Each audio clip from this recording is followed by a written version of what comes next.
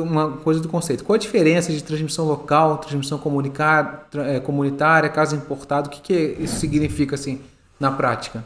Tá, são né, terminologias, aí a gente usa na epidemiologia. Então, caso importado, o paciente que se deslocou para um lugar, ele pegou essa doença, foi para a Itália, foi para os Estados Unidos, voltou ao Brasil, ele pode ter desenvolvido a doença aqui, mas a origem, onde ele pegou essa doença, é em outro local. Então, isso é considerado um caso importado.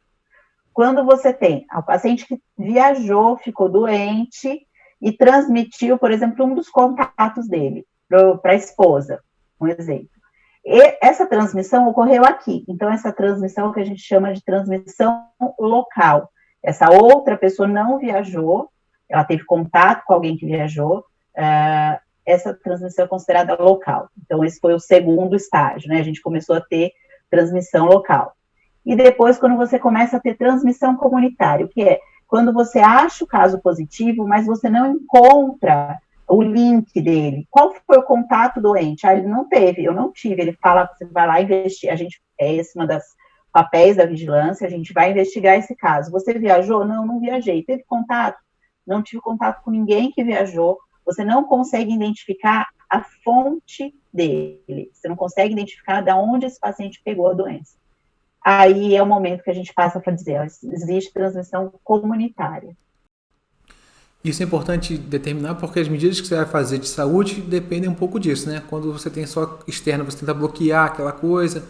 Quando você tem local, você também pode tentar fazer uma quarentena, mas quando é comunitário já não faz mais sentido isso, né? Exato, você vai mudando a sua estratégia, né? Então, quando era importado, qual que era? A estratégia era monitorar esses contatos, evitar, diminuir. Depois, quando você passa a ter transmissão local, você muda um pouquinho, você amplia, né?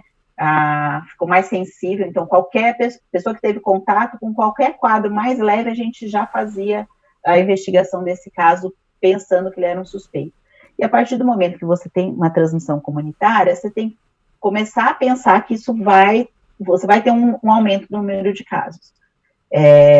Exatamente, você vai mudando qual vai ser a sua estratégia. Então, agora a gente tem que se preparar, porque nós vamos ter casos, e nessa semana a gente teve várias ações aí do governo estadual, federal e municipal, já porque a gente vai ter, sim, um aumento no número de casos.